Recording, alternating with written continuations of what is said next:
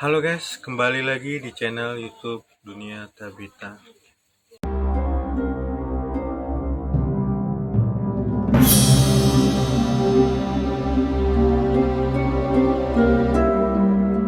Minta maaf sama keluarga korban, itu mungkin faktor kehilafan saya dan spontan, saya tidak maksud untuk mungkin itu faktor dari apa ya, mungkin dari emosi, mungkin emosi sesaat. Masalahnya saya sama korban itu udah kenal biasa, kenal baik. Belakangan ini deretan pengacara ternama mulai banyak yang menyoroti nasib pelaku carok yakni Hasan dan Mawardi yang telah menewaskan 4 korban. Deretan pengacara itu mulai melakukan segala upaya pembelaan kepada Hasan dan Mawardi dengan alasan bahwa Hasan dan Mawardi sama sekali tidak sepantasnya mendapatkan vonis hukuman penjara seumur hidup. Karena tindakan Hasan dan Mawardi dalam kasus ini sebenarnya hanyalah tindak pidana biasa. Bukan hanya pengacara Muhammad Firdaus dan Nugroho Widodo saja yang saat ini tengah membela Hasan dan Mawardi, melainkan pengacara ternama anak buah Hotman Paris yakni Acong Latif pun mulai turut melakukan pembelaan kepada Hasan dan Mawardi. Dalam akun TikToknya, Acong Latif mengatakan bahwa Hasan dan Mawardi tidak selayaknya harus menerima vonis penjara seumur hidup karena tindak pidana mereka hanyalah tindak pidana biasa. Banyak beberapa ahli hukum berpendapat terkait ancaman hukuman pelaku carok yang terjadi di Madura kemarin. Nah, ada yang berpendapat itu ada bencana karena dia pulang dulu ke rumah ngambil celurit untuk merencanakan carok atau merencanakan pembunuhan, ancaman hukuman mati atau hukuman seumur hidup. Namun pendapat lain itu merupakan, termasuk saya berpendapat itu adalah biasa. Walaupun dia pulang ke rumah ngambil celurit, namun itu tidak direncanakan. Dia ngambil celurit ke rumah itu merupakan spontan karena ada kejadian saat itu. Dia papasan di jalan, cekcok, ditampeleng dan suruh ambil celurit untuk adu duel. Sehingga dia pulang ke rumahnya. Nah, itu tidak bisa dikatakan berencana. Itu spontan.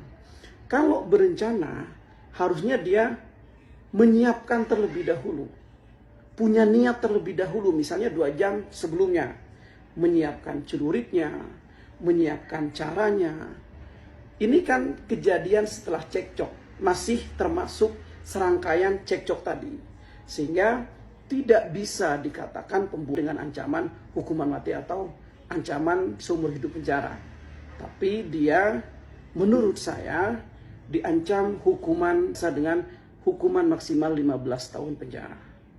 Kenapa Hasan Busri dan adiknya ini harus dibebaskan ya? Ini dengar baik-baik nih.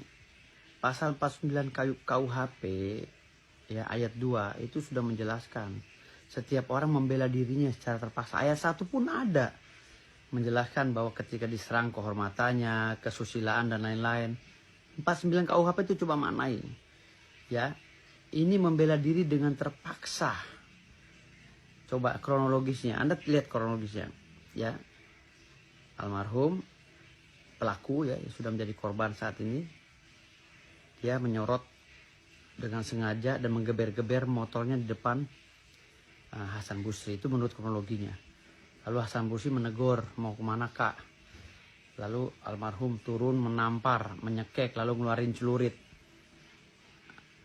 Akhirnya terjadi perdebatan, dipisahi oleh masyarakat dan Hasan Busri pulang untuk membela diri karena ditantang. Saya tidak akan kemana-mana, saya tunggu di sini. Nah setelah Hasan Busri ambil celurit, balik lagi ke tempat, ternyata benar menunggu dengan kawan-kawannya 10 orang. Lalu yang menyerang 5 orang, menyerang duluan loh mereka 5 orang. Gitu. Artinya di sini udah ada niat Busri dari si korban. Dan Hasan Busri juga sudah menjadi korban karena ditampar lebih dulu oleh si korban ini yang namanya Matanjar. Nah ini sudah nggak mungkin bisa dipidana Hasan Busri. Nggak bisa. Apapun dalilnya. Tidak bisa. Dan harus dibebaskan. Karena perintah undang-undang harus dilaksanakan. Kalau mengacu pada pasal 184 KUHP ya, ayat 2. Tentang keributan atau terjadinya pergulatan atau pergumulan. Ya, Itu ancamannya hanya 1 tahun sekian kok. Nggak bisa dipidana juga, nggak bisa ditahan juga. Itu nggak bisa ditahan juga. Karena ancaman hukuman di bawah 5 tahun tidak boleh ditahan, dilakukan penahanan dalam proses penyelidikan. Itu. Kalau mengacu pada pasal 184 KUHP ayat 2. Itu. Jadi caroknya betul masuk ke pasal 184. Tapi mens reanya siapa yang duluan? Justru rombongan Matanjar almarhum ini bisa dikategorikan pasal 170 351 penganiayaan dan pengeroyokan. Bisa kena anak-anak yang bebas ini, yang 10 orang ini, yang katanya 6 orang yang bebas yang tadinya mau ngeroyok ya, tapi yang mengeroyok 1 yang selamat. Itu juga bisa kena pidana dan dia bisa ditangkap.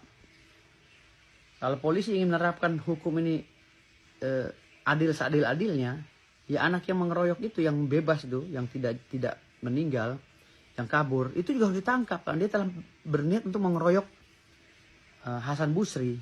Dia kena pasal 170 tuh, ancaman hukumnya di atas 5 tahun loh, harus ditangkap. Nah, solusi terbaiknya adalah